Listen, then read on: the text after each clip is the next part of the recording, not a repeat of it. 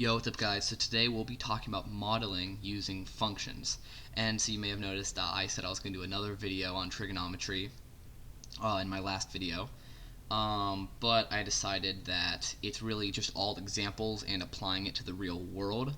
So I would suggest, check out Khan Academy or find some examples or other trigonometry courses where you can get some practice problems working with real world problems and setting up sinusoidal equations. As always, if you like this content, consider subscribing, but let's get on with the video. So, the first thing we're going to work on is pretty simple. It's just combining functions to get a new function. So, I like this example. So, okay, we got a tree, okay?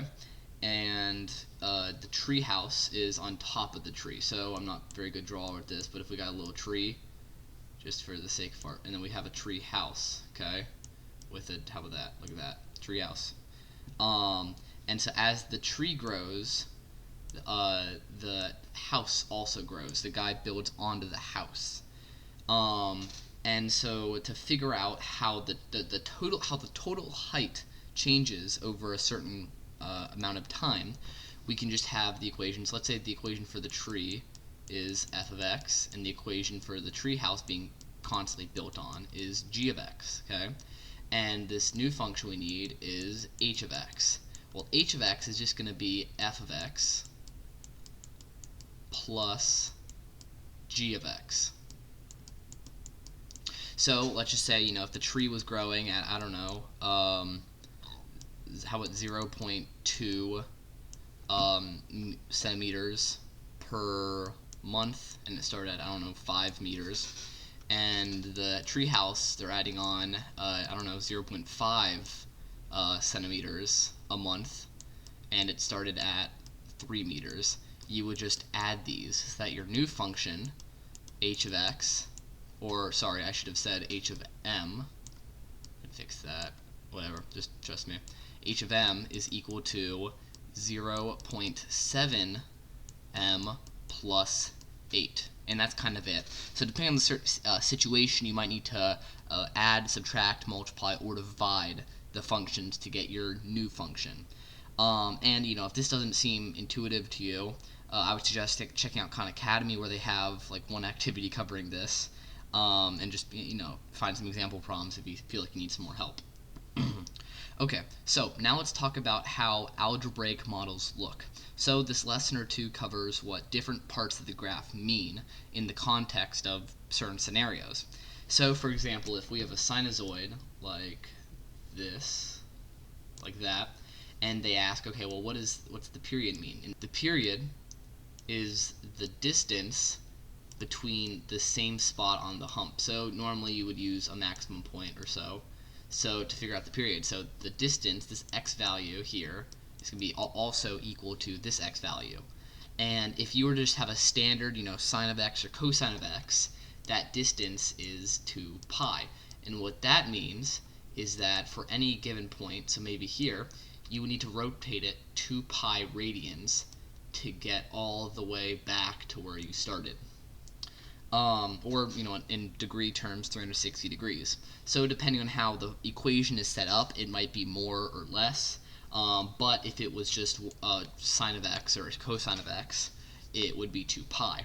And so normally they would ask you, okay, well, what does the period of the sinusoid mean? And normally it means how long it takes to complete a cycle or rotation. So let's say we have, I don't know, something spinning. So maybe a plate, spinning in the microwave or whatever.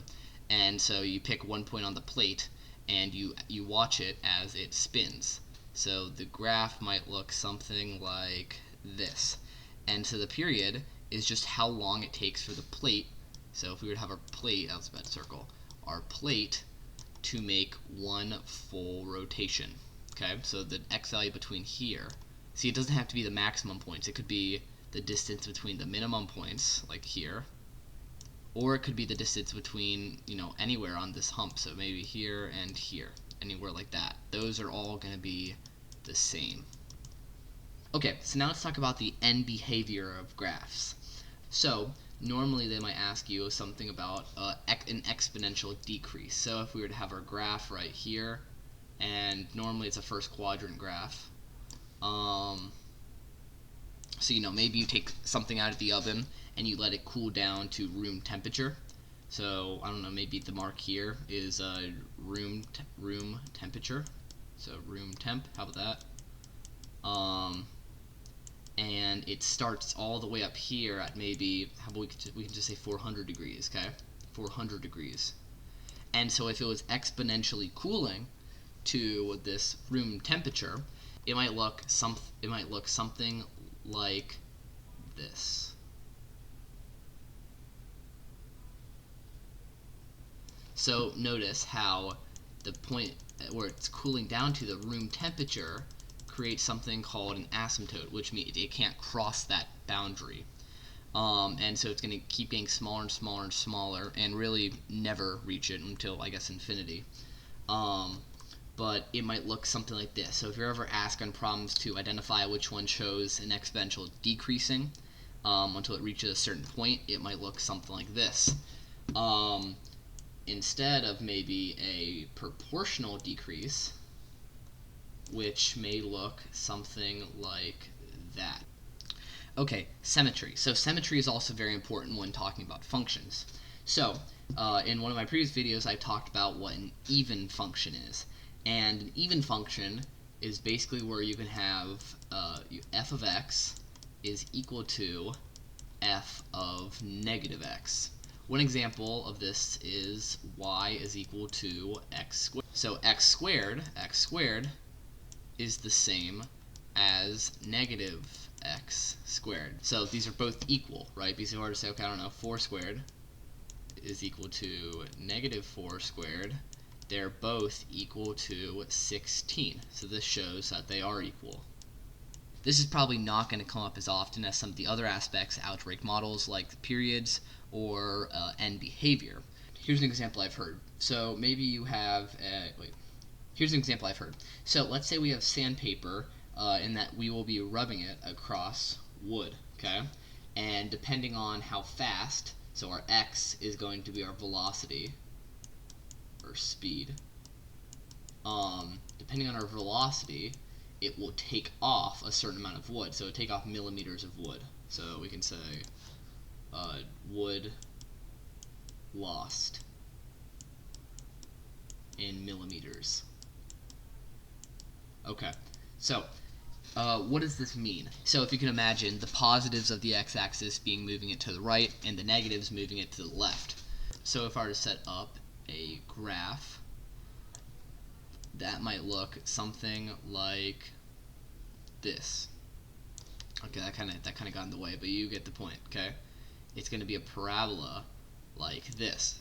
So what this is telling us is that it doesn't matter if it's -1 or +1, it's still going to be at 1. It doesn't matter if it's -2 or +2, it's still going to be at 4. So what this tells us is that moving it to the right with 1 unit of velocity is the same as moving it left with the same amount of velocity.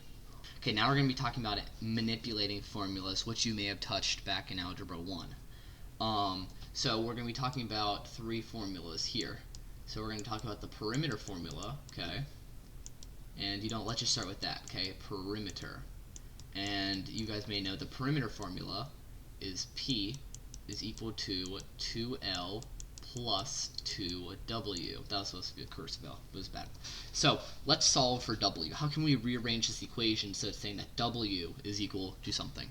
So there's a few ways we can go about this. We can immediately subtract the 2L, or we could factor out the 2.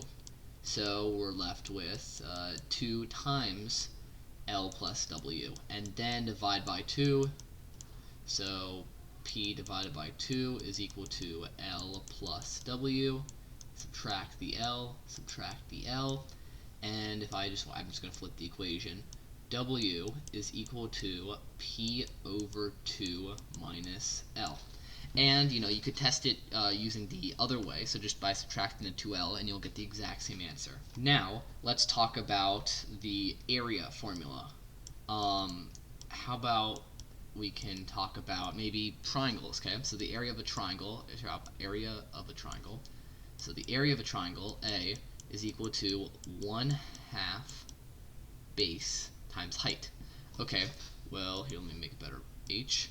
Let's solve for the height, okay? So what's the height equal to? Well, how can we go about this first? So we can divide by 1/2, or we can multiply by 2. So multiply by 2. So we have 2a is equal to base times height. We can divide by the base, flip the equation, and we get the height, h, is equal to 2a divided by b. Okay? And pretty simple so far. If you guys are struggling with this, I suggest looking back at some Algebra 1 courses and just learning this manipulating equations. And now let's do temperature. How about we do temp? And we're gonna go from, how about Celsius to Fahrenheit? Okay. So we write our equation. Celsius is equal to 5/9 times Fahrenheit minus 32. Okay, so let's solve for Fahrenheit. Okay, how can we solve Fahrenheit? Well, we can divide by 5/9 or just multiply by the reciprocal. So 9/5 times 9/5, and so we have 9/5c is equal to F minus 32 and plus negative 32. So we can just add 32 to both sides. Add 32. And let me flip the equation.